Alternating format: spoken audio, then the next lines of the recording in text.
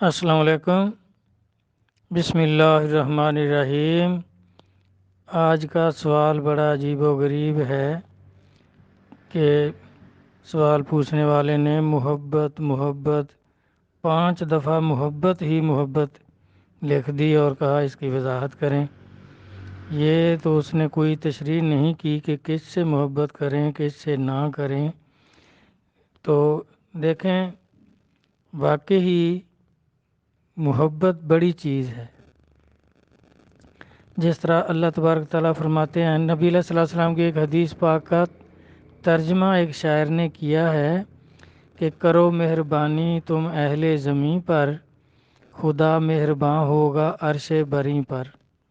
یعنی آپ مخلوق پر مہربانی کریں گے تو مہربانی آدمی اسی پر کرتا ہے جس سے محبت ہوتی ہے، کہ مخلوق سے محبت کرو، اس پر احسانات کرو، اس سے پیار کرو، محبت کرو، تو اللہ تعالیٰ جو ہے وہ آپ پر مہربان ہو جائے گا، آپ پر بھی مہربانی کرے گا اور آپ سے محبت کرے گا۔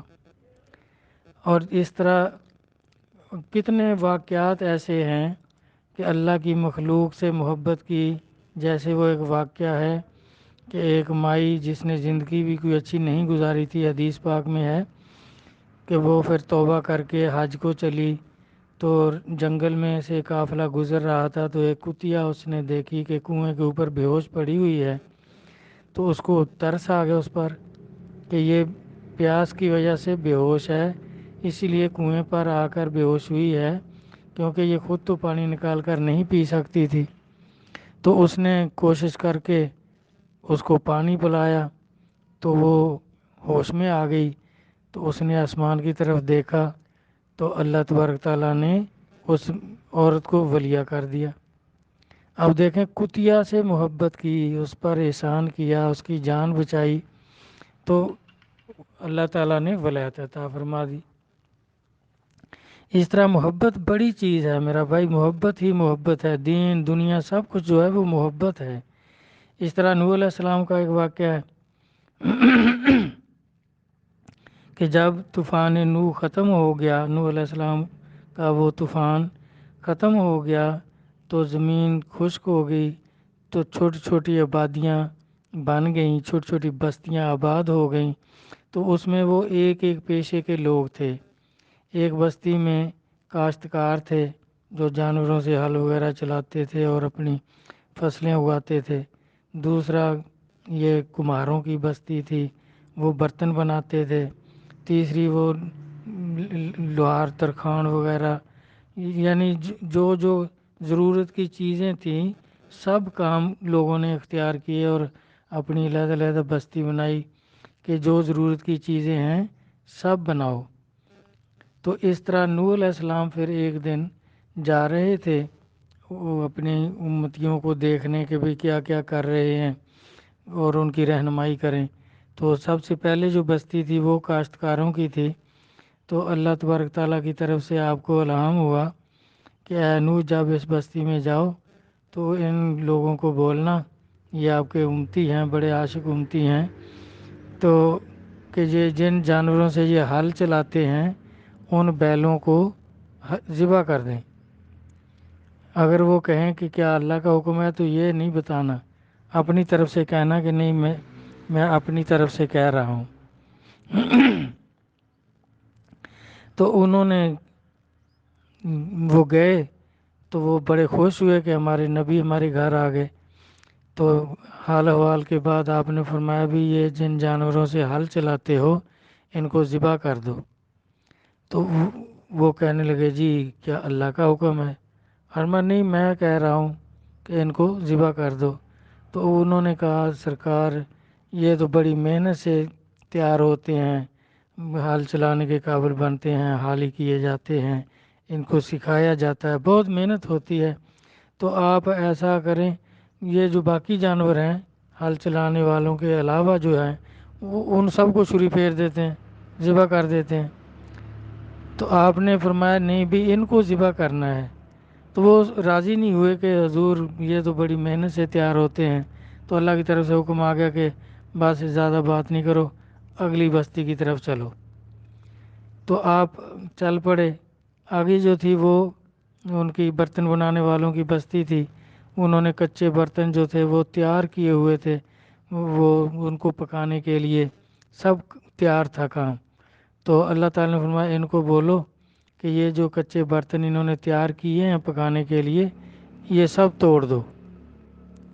تو آپ نے ان سے بھی بولا کہ بھئی یہ برتن جو آپ نے تیار کیے ہیں کچے، تو ان کو توڑ دو۔ تو انہوں نے بھی وہی سوال کیا کہ حضور کیا اللہ کا حکم ہے؟ فرمایا نہیں، اللہ کا حکم نہیں، میں کہہ رہا ہوں کہ توڑ دو۔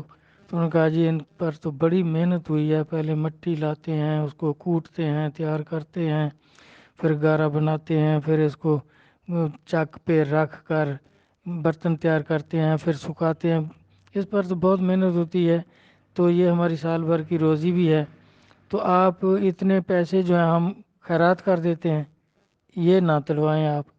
تو اللہ کی طرف سے حکم آ گیا کہ اگلی بستی کی طرف چلو، زیادہ بات ان سے بھی نہیں کرو۔ تو جب آپ اگلی بستی کی طرف چل پڑے تو درمیان میں بستی کے میدان تھا، وہاں آپ سجدے میں گر گئے کہ باری تعالیٰ آپ آخر مجھے کیا سمجھانا چاہتے ہیں؟ تو اللہ تبارک تعالیٰ نے فرمایا کہ اے نوح، دیکھ تو میرا محبوب نبی ہے، آپ کے کہنے پر یہ مخلوق ساری میں نے غرق کر دی۔ یہ مخلوق مجھے ان ذمہ داروں سے جو ان کے جانور ان کو پیارے ہیں ان سے بھی زیادہ پیاری تھی، بے شک میری نافرمان تھی، کافر تھی، پھر بھی میں نے ان کو ختم کر دیا، غرق کر دیا۔ اور جو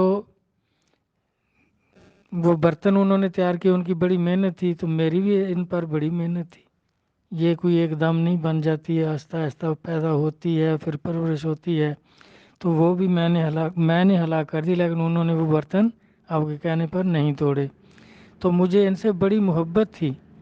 اب دیکھیں اللہ تبارک تعالیٰ کو جو مانتے نہیں ان سے بھی اللہ کو محبت ہے، جو اللہ کی مخلوق ہے اس سے، ساری مخلوق سے، نجس مخلوق ہے اس سے بھی محبت ہے، اور اس کے ساتھ دیکھیں اس مائی نے محبت کی تو اللہ نے اس کو اپنی ولایت عطا فرما دی، معرفت عطا فرما دی۔ تو اس طرح بھائی یہ محبت بڑی چیز ہے، محبت جو ہے یہی دین ہے، محبت ہی دنیا ہے، محبت ہی اللہ رسول ہیں۔ اللہ رسول کی دیکھیں خوشنودی کس میں ہے؟ اللہ رسول خوش کس سے ہو جاتے ہیں؟ جو ان سے محبت کرتا ہے۔ جو پیروی کا حکم ہے تو آدمی جس سے محبت کرتا ہے اس کی پیروی کرتا ہے، اس کے ہر عمل کو، قول کو، فعل کو اپنا لیتا ہے۔ دیکھیں اسلام جو ہے یہ مکمل ضابطہ حیات ہے کہ آپ نے زندگی کس طرح گزارنی ہے، اس کے ہر پہلو کو اسلام جو ہے اجاگر کرتا ہے کہ آپ نے گھر سے شروع کرتے ہیں کہ گھر میں آپ نے رہنا کس طرح ہے، شروع گھر سے ہی ہوتی ہے زندگی، تو اس میں بھی دیکھیں اللہ تبارک تعالیٰ کا حکم ہے کہ جس عورت کا خاوند اس پر خوش ہے، یعنی ارکان اسلام کے بعد، کیونکہ یہ جو وعدے ہیں اللہ کے یہ سب مسلمانوں سے ہیں، مومنوں سے ہیں، کہ ارکان اسلام پر عمل کرنے کے بعد جس عورت کا شوہر اس پر راضی ہے وہ عورت جنتی ہے۔ اور سرکار نے فرمایا کہ جو شوہر جو ہے وہ اپنی بیوی بچوں کو خوش رکھتا ہے تو وہ جنتی ہے، اور آپ نے فرمایا جو اپنے بیوی بچوں کو تنگ رکھتا ہے وہ شیطان کو خوش کرتا ہے، اور جو اپنے بیوی بچوں کو خوش رکھتا ہے وہ مجھے اور اپنے اللہ کو خوش کرتا ہے۔ اب دیکھیں وہ خوش ایک دوسرے کو اسی وقت رکھیں گے جب ایک دوسرے سے پیار کریں گے، محبت کریں گے، تو وہ آپس میں محبت سے رہیں گے تو وہ دونوں جنتی اور گھر بھی جنت۔ اب محبت کریں گے آپس میں، اللہ اور اللہ کے رسول مہربان، اور وہ دونوں جنتی، گھر بھی جنت۔ اس طرح دیکھیں اب آپ نے فرمایا کہ بھئی امت کو مخاطب کر کے کہ اب آپ کی مرضی ہے، چاہے تو شیطان کو خوش کر لو، چاہو تو اپنے نبی اور اپنے اللہ کو خوش کر لو، یعنی آپس میں محبت سے رہو تو اللہ رسول خوش، اگر آپس میں نفرت کرو گے تو پھر شیطان خوش۔ تو اس طرح محبت، اور پھر نبی علیہ الصلوۃ والسلام فرما رہے ہیں کہ جب تک ہر چیز سے بڑھ کر مجھ سے محبت نہیں کرو گے تمہارا ایمان کامل نہیں ہوگا۔ अब फिर मोहब्बत ही मोहब्बत है कि मोहब्बत अपने नबी से करें, तुम्हारा ईमान कामिल। और फिर अल्लाह तबारक ताला फरमाता है कि अगर आप चाहते हैं कि मैं आपसे मोहब्बत करूं, अल्लाह ताला फरमाते हैं कुरान पाक में फत्ताबिऊनी युहब्बुकुमुल्लाह, कि अगर आप चाहते हैं कि मैं अल्लाह तुमसे मोहब्बत करूं तो तुम मेरे नबी की इताअत करो, फर्मा बरदारी करो, उससे प्यार करो। कि जब नबी से प्यार करोगे तो आपका ईमान कामिल, तो फिर अल्लाह आपसे प्यार करेगा। तो देखें, मोहब्बत के नतीजे में, मोहब्बत के बदले में मोहब्बत मिलती है। कहाँ से मिलती है?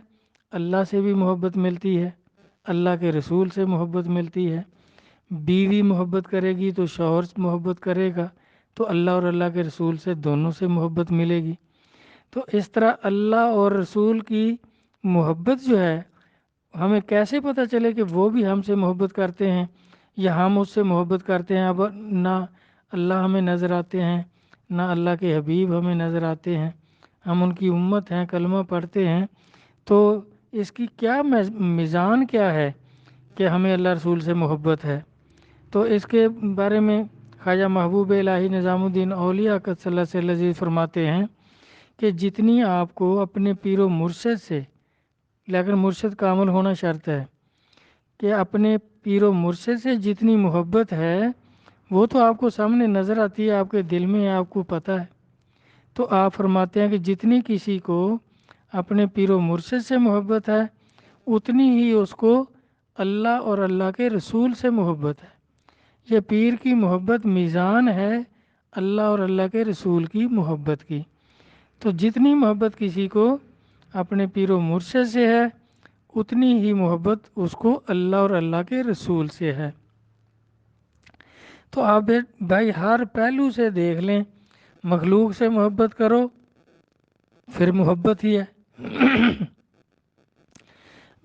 निजस मखलूक से मोहब्बत करो, इंसानों से मोहब्बत करो, हैवानों से मोहब्बत करो, अल्लाह और अल्लाह के रसूल से मोहब्बत करो, तो सब जगह मोहब्बत ही मोहब्बत है।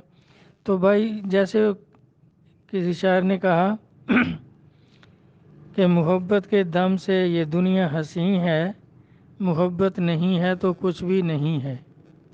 मोहब्बत का वादा वफा करने वालों, जिस तरह इमाम हुसैन अलैहिस्सलाम ने करबला में मोहब्बत का वादा वफा किया।